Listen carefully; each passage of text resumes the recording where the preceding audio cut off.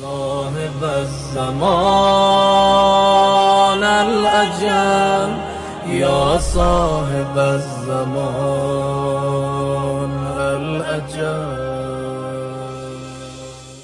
बिस्मिल्लाहिर्रहमानिर्रहीम. अजीज़ नाज़रीन, सलामुन अलैकुम. आप तमाम का इस्तकबाल है प्रोग्राम मुंजिए बशरियत में, जहां हम इमाम ज़माना अलैहिस्सलाम के कमिंग को, आपके कंसेप्ट को, आप किस तरह से सेवियर हैं, इस बात को डिटेल में डिस्कस कर रहे हैं. और इस प्रोग्राम में हमारा साथ दे रहे हैं हुज्जतुल इस्लाम वल मुस्लिमीन आली जनाब मौलाना जुल्फ़िकार मेहदी साहब. आइए सबसे पहले आपका इस्तकबाल करते हैं. सलामुन अलैकुम. वालेकुम अस्सलाम व रहमतुल्लाह. जी मौलाना साहब, जिस तरह आपने इस कंसेप्ट का इंतखाब किया कि इस बात पर डिस्कस करना बहुत ज़रूरी है कि किस तरह हर अकायद इमाम ज़माना अलैहिस्सलाम के कंसेप्ट को मानता है. नाम अलग हो, अंदाज़ अलग हो, अल्फाज अलग हो, लेकिन हम तमाम का जो गोल है वो एक ही है. तो जब हम किसी भी बशर के बारे में बात करते हैं, इंसान के बारे में बात करते हैं, तो अक्सर ज़िक्र जो होता है वो उनके वालिदैन का भी किया जाता है, ताकि वालिदैन के ज़रिए आगे की नस्ल का पता चलता है. तो अगर हम बात करें इमाम ज़माना अजल्लल्लाहु ताला फ़रजहु शरीफ की और नज़र डालें आपकी वालिदा पर, तो आपकी वालिदा का क्या बैकग्राउंड था, क्या नसब था? खूब. औज़ु बिल्लाहि मिनश शैतानिर रजीम. बिस्मिल्लाहिर रहमानिर रहीम.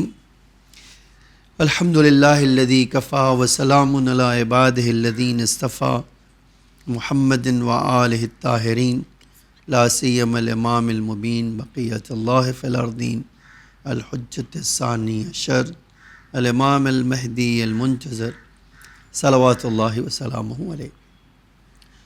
खूब. जब हम बात करते हैं कि इमाम ज़माना अलैहिस्सलाम या मुंजिए बशरियत के वालिदैन, पेरेंट्स कौन हैं, जी, तो हम शिया अक़ायद में इसकी क्लियरिटी बहुत वाज़ेह है.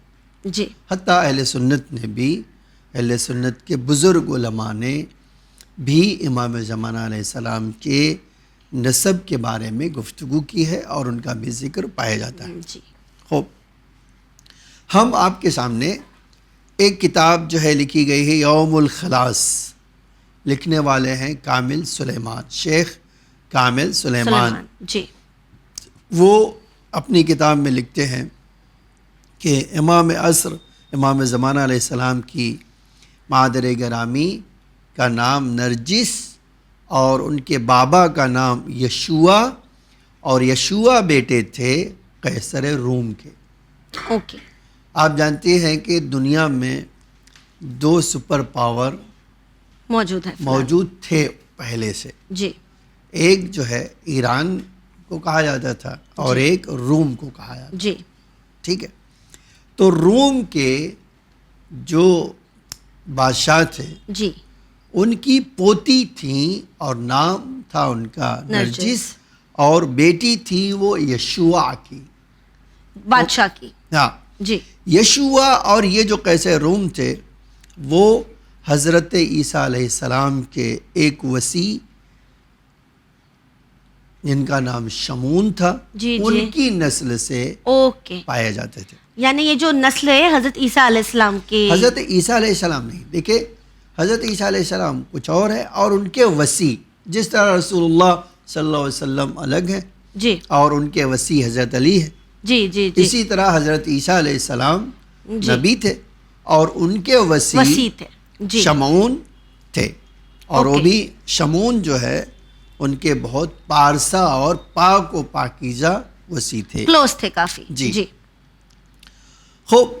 अब आप देखिए, जब हम बात करते हैं कि भाई शमून सफ़ा कौन थे, ठीक है, तो हमें अब जनाब बीबी नरजिस के ननियाल और ददियाल के बारे में भी जानना है, जानना ज़रूरी है. जी, बहुत ज़रूरी है जाने कि बीबी नरजिस खातून का जो इमाम ज़माना अलैहिस्सलाम की मादर गिरामी है, वो जो है उनका ननियाल और ददियाल बिल्कुल ठीक क्या था. जी.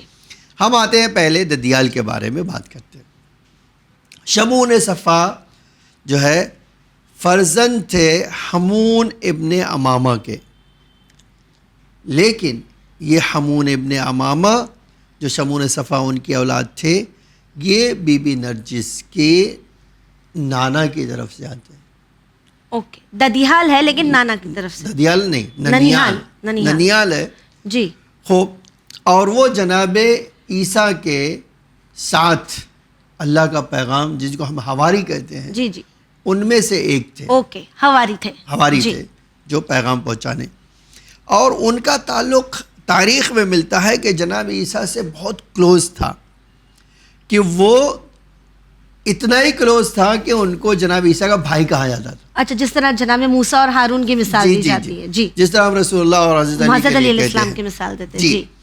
اور جب جناب عیسیٰ ہمارے عقیدے کے مطابق چوتھے آسمان پہ چلے گئے تو وہ اللہ کی طرف سے جناب عیسیٰ نے ان کو کیا ہے اپنا جانشین بنایا. اوکے.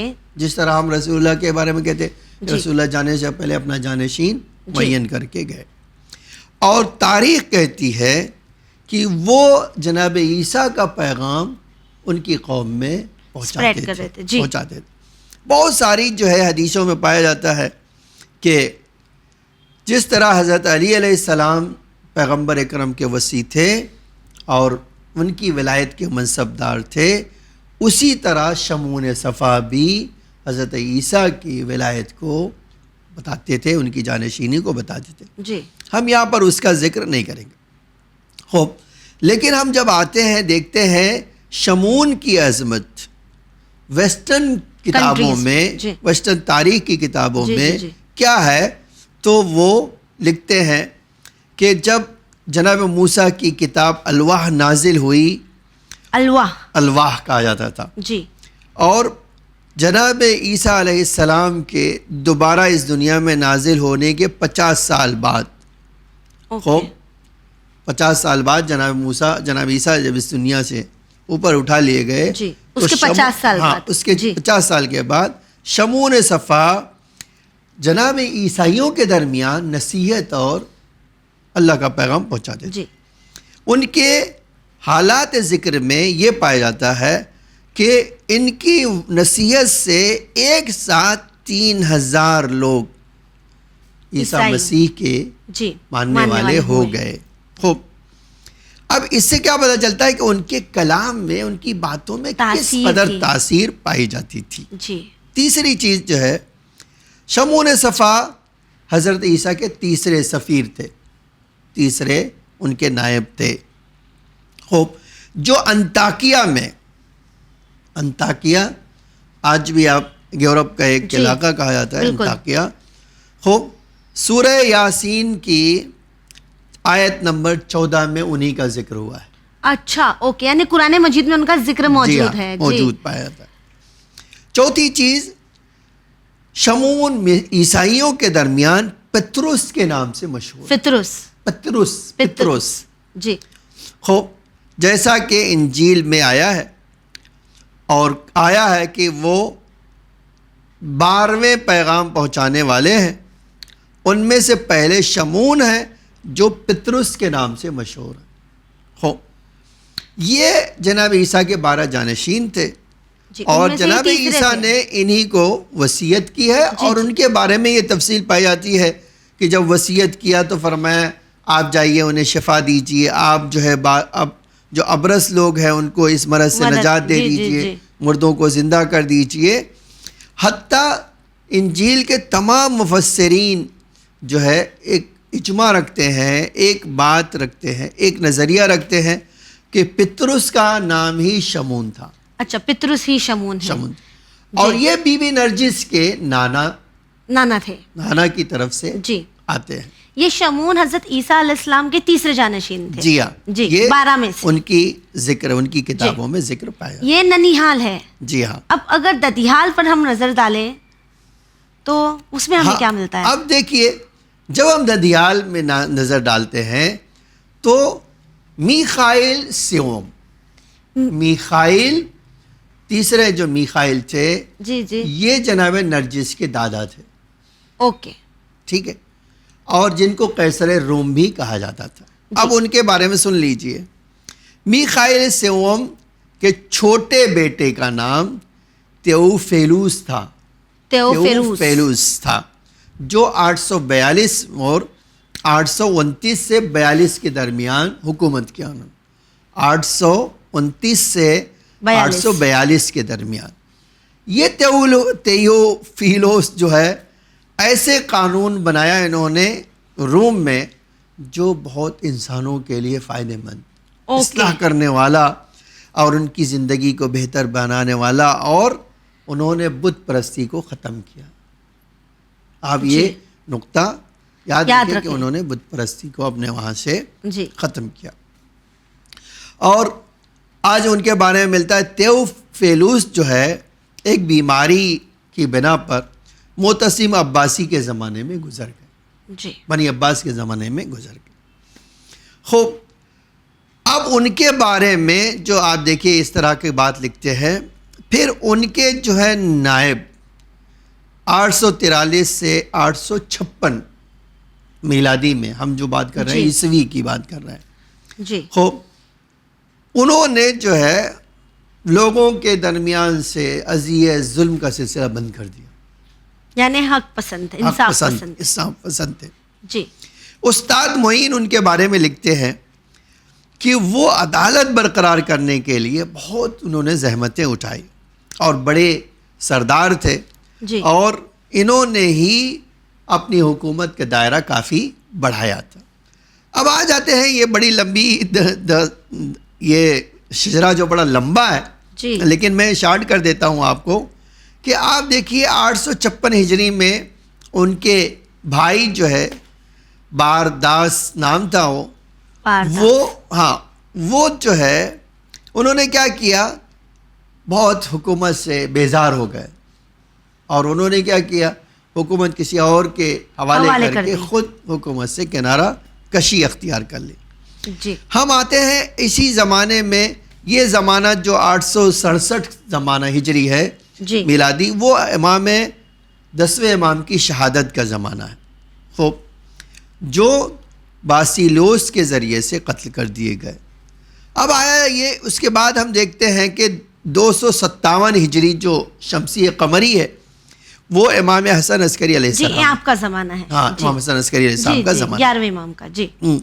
اب ہم یہ جب آتے ہیں بات کہ یہ ساری گفتگو کی اتنے لوگ, مثلا ان کے دادا یہ تھے اور وہ اتنے سالہ, اور 847 اور 42 سے لے کر یہاں تک کہ امام حسن عسکری علیہ السلام کا زمانہ آ گیا.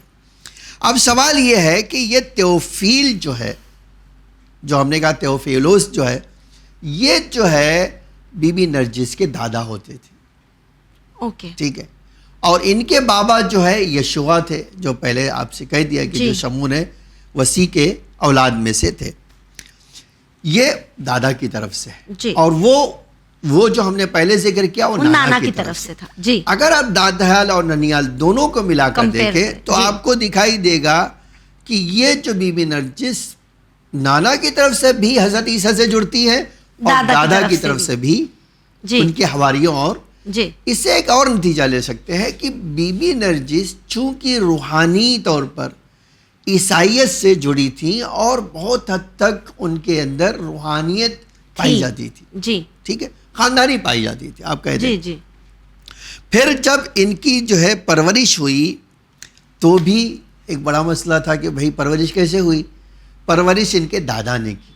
اچھا, تو ہر وہ چیز جو ایک لڑکی کی پرورش میں بہتر ہو سکتی تھی وہ ان کے پاس, جیسے ایک مثال عربی زبان کا سکھانا, جبکہ وہ لوگ تو رومی تھے تو عربی زبان سے کیا تعلق نہیں تھا. لیکن چونکہ ان کے دادا جو ہے سپر پاور کے بادشاہ تھے, ان کا نہیں, ہماری بچی کو ہر زبان آنا چاہیے, ہر کمال سے آراستہ ہونا چاہیے. جس طرح آج بھی ماں باپ اپنے بچوں کے بارے میں سوچتے ہیں. تو یہ تو مرتبہ ہی الگ ہے. تو ایک رشتہ ان کا دادا اور ننیال دونوں کی طرف سے حضرت عیسیٰ سے ملتا ہے, جا کے جڑتا ہے. ایک اس کی تفصیل پائی جاتی ہے, لیکن میں آگے اس کے بارے میں بات نہیں کرتا. اب ایک سوال ہمارے ذہن میں اور آپ کے ذہن میں آتا ہے جو بہت معقول بھی ہے, وہ یہ ہے کہ کیوں امام زمانہ علیہ السلام کی مادر گرامی کا انتخاب عیسائی شہزادی کے وہاں سے ہوا؟ ظاہر بات ہے, تاکہ ان کا تو پورا جو کنیکشن ہے وہ چاہے ننیحال کی طرف سے ہو یا ددیحال کی طرف سے, عیسائیوں سے ہے. اب ایک سوال ہے کہ جو امت مسلمہ مسلمان امتوں کے لیڈر ہیں, اور آخری جانشین کی ماں بننے والی جی ہے. وہ عیسائی وہ کنیکشن کیسے رکھتی عیسائیوں سے ہیں؟ کیوں آئیں؟ جی ہے نا، ایک سوال بہت ذہن بالکل میں آتا ہے بالکل انسان. خوب، اب اس کا بہت سارا سیدھا سا جواب یہ ہے کہ خداوند عالم جس طرح اماموں کا انتخاب کرتا ہے اسی طرح ان کی ماؤں کا بھی انتخاب وہ کرتا ہے. اوکے.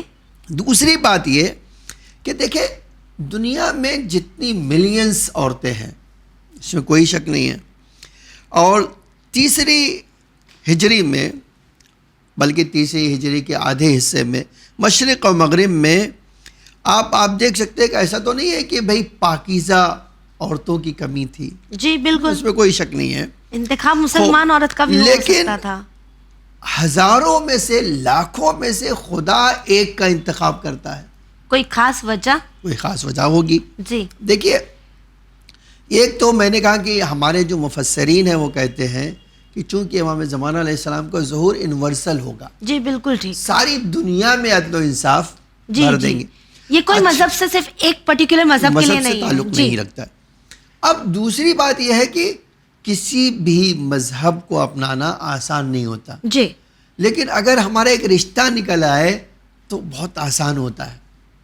کنیکشن ہو. کنیکشن ہو تو شاید اللہ کا انتخاب اس جگہ پر، وہاں سے یورپ سے امام زمانہ علیہ السلام کی ماں کا انتخاب، شاید اس کی وجہ یہ ہو کہ دنیا میں سب سے زیادہ عیسائی ہوں گے. جب جی. ان کو پتہ چلے گا کہ یہ جو آنے والا ہے، ان کی والدہ کون ہے، ہاں، ان کا ان کی کنیکشن جو کیا ہے. جی والدہ کون ہے، ان کا کنیکشن کون ہے، جی. تو اس لحاظ سے ان کو ایکسیپٹ کرنا آسان ہوگا. جی بالکل ٹھیک. تو اس بات پر مولانا صاحب ہم یہ کہہ سکتے ہیں نا کہ ہم اکثر پروردگار کی حکمت کی بات کرتے ہیں، تو یہ کس قدر بہترین حکمت ہے پروردگار کی کہ ہزاروں سال پہلے جن کی ولادت ہوئی، دنیا کے ختم ہونے کے وقت، یعنی ہزاروں سال بعد جو ہونے والا ہے اس کی پلاننگ تھی. ہاں یس. دیکھیں ہمارا تو عقیدہ ہے، یہ اس بات پہ ہمارا عقیدہ ہے کہ دنیا کا میں جو اللہ نے پیدا کیا ہے وہ پہلے دن سے لے کر آخری دن تک جی اللہ نے اس دنیا کی خلقت میں حکمت اپنائی. بالکل ٹھیک. ٹھیک ہے، اور یہ ایک بہت ہی اور اچھی اسی مثال ہے. حکمت جی کا تقاضا یہ ہے کہ جی. امام زمانہ علیہ السلام کی والد گرامی عیسائی یہاں سے ہوں. جی جی اب آپ دیکھیے، خوب یہ جو ہے کیپٹل کیا تھا روم کا اس زمانے میں؟ بیزانس. جی یہ اس زمانے میں کیپٹل تھا کس کا؟ قیصر روم کے یہ سپر پاور حکومت کا. خوب اب آپ کبھی سوچئے کہ اتنا جو ہے اللہ کی حکمت جی. میں ایک ایک چیز اتنی باریکی سی پائے جانا، اور پھر وہاں سے بیزانس سے انہیں کہاں بھیج دینا؟ یا سامرا. جی عراق. یہ خود اللہ کی ایک عظیم نشانی ہے. یہ ملاقات پھر کس طرح ہوئی ہوگی؟ ہاں دیکھیے، یہ بھی ایک بہت انٹرسٹنگ واقعی سوال ہے، اور بہت کہ ایک اس زمانے میں جس زمانے میں بہت ٹرانسپورٹیشن کا راستہ دنیا کے نہیں دونوں تھا. الگ الگ حصے ہیں. بالکل. جی کوئی کہاں یورپ اور کہاں جو ہے سامرا، نہ مثلا عراق. تبھی ٹیلی فونز تھے نہ ایئرپلینز تھے، تو پھر جی یہ جی. کنیکشن ہاں. ساتھ میں ان دونوں کا اب مولا آپ پر سنیے بھی وہ دکھانا. اس کی بھی حکمت کتنی عجب تھی کہ حکمت یہ تھی کہ یہی جو جن کے جناب نرجس کے دادا تھے، جی اور میں نے کہا تھا کہ تیسرے جو ہے کہا تھا نا کہ یہ جانشین. جی ہاں حضرت یہ جو عیسیٰ ہے کے. جی میخائیل سیوم جن کو کہا تھا جی. میں نے، اوکے. یہ ہاں ان کے انتقال کے بعد جو ہے چونکہ جناب نرجس کے جو ہے دادا بہت کم سن تھے، جی. اس لیے ان کی دادی نے حکومت سنبھالی، اوکے. اور انہوں نے اسلام کے مقابل میں جنگ شروع کی. اسلام کے مقابلے میں جنگ شروع جی کی. ہاں. جی پھر جب یہ بڑے ہو گئے جناب نرجس کے دادا، جی تو انہوں نے حکومت سنبھالی، اور وہ جنگ اسلام اور عیسائیوں کے درمیان چلتی رہی. اچھا، جنگ ابھی بھی جاری ہے. جاری رہی اس زمانے. جی جی جی.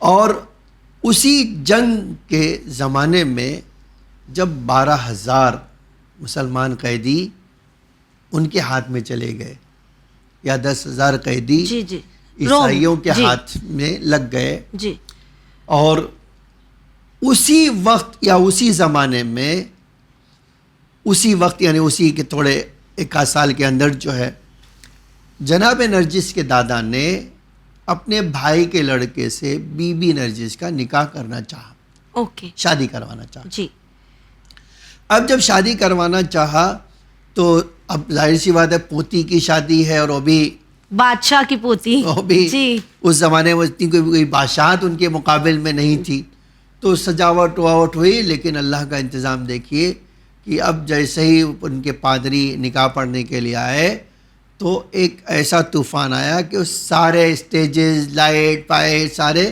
سب گر چکے, حتیٰ دولہا جس تخت پر بیٹھا تھا وہ بھی گر گیا اور محفل ترہم برہم ہو گئی.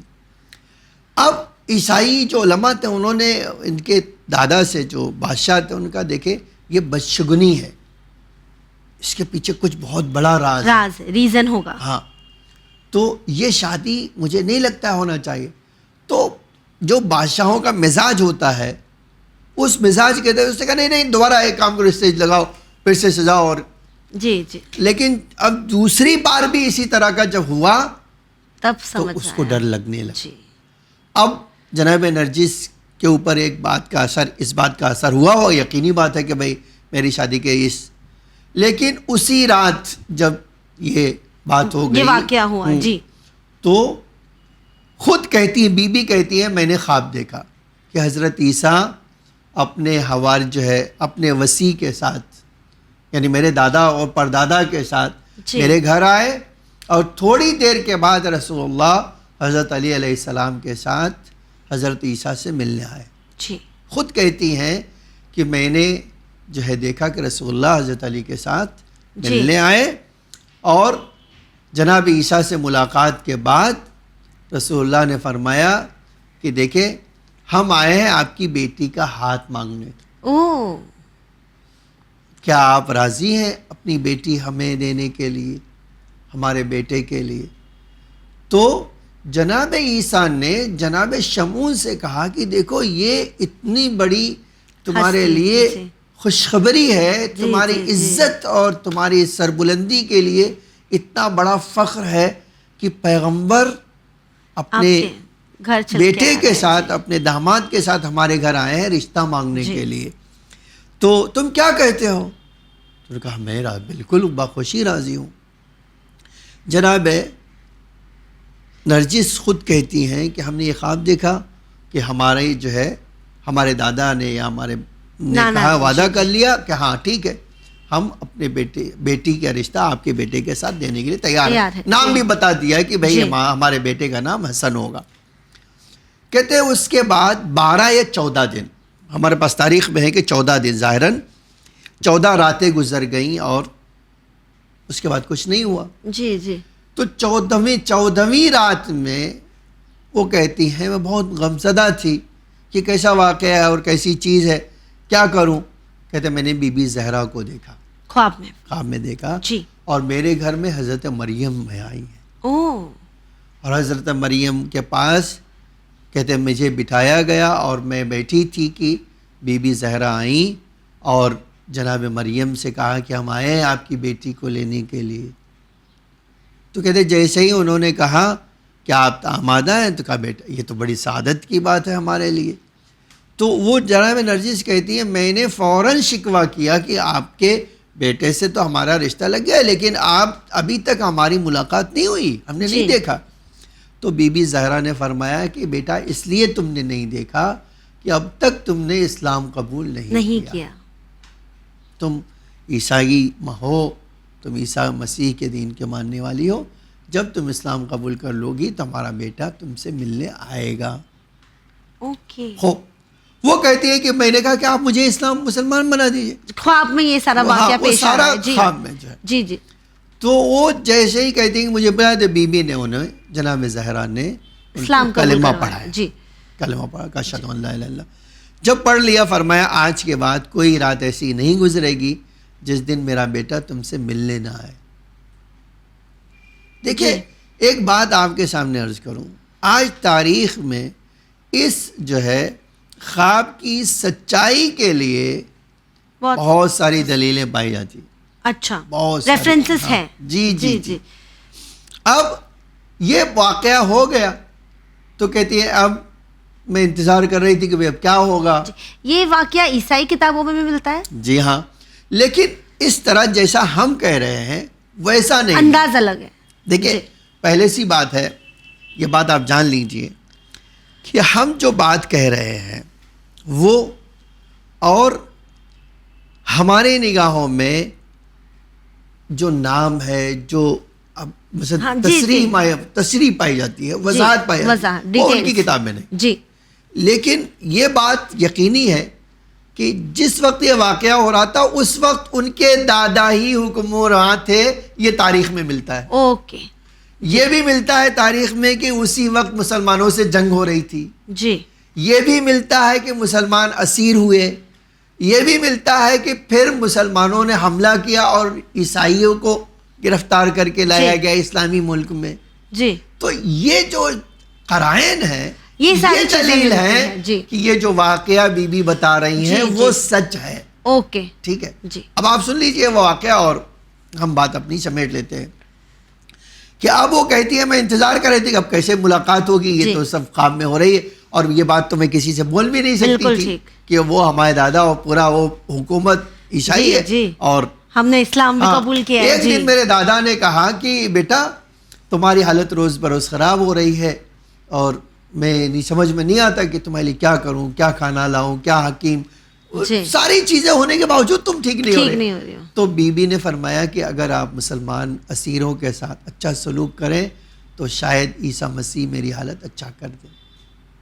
کہتے میرے دادا نے وعدہ پورا کیا اور میں نے ایسے ظاہر کیا کہ میں ہمیں ایک دم اچھی ہوں, ٹھیک ہو گئی. جی. یہ اس کی بھی تصدیق ہوتی ہے تاریخ سے. اوکے. کہ انہوں نے جی اس کے دادا نے مسلمان اسیروں کے ساتھ اچھا بیہیو کیا ان کے لیے اور ان کے حالات بہتر ہو گئے. ان کی خود. پھر ایک دن کہتے ہیں امام حسن عسکری علیہ السلام نے فرمایا کہ تمہارے دادا ایک لشکر بھیج رہے ہیں لڑنے کے لیے. یہ خواب میں باتیں ہو رہی ہے پھر سے. خواب. جی. اور تم اپنے آپ کو, چونکہ اس زمانے میں سسٹم یہ تھا کہ وہ عورتیں بھی جو زخمی ہوتی تھیں ان کا علاج کرنے کے لیے جاتی تھیں. جی.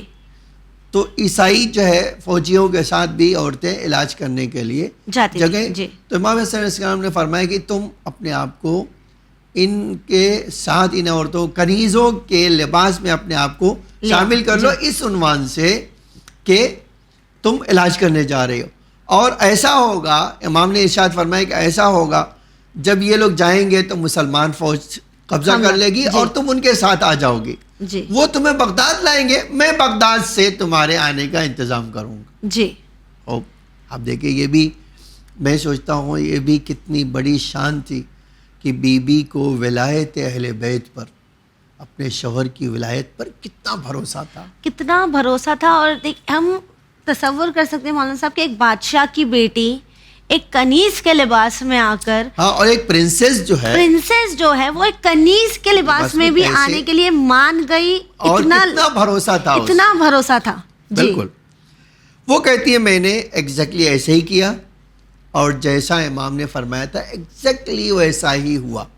جی. میں کنیزوں کے لباس میں گئی فوج کے ساتھ اور فوج مسلمانوں کے قبضے میں آ گئی اور مجھے بغداد لے جایا گیا اور بازار میں بیچنے کے لیے رکھا گیا. اور دوسری طرف سے امام 10ویں امام نے جابر ابن عبداللہ انصاری کی خاندان سے ایک اپنے چاہنے والے کا انتخاب کیا, ایک تھیلی دی پیسے کی, کہا یہ لے جاؤ بغداد کے پل پہ کھڑے رہو.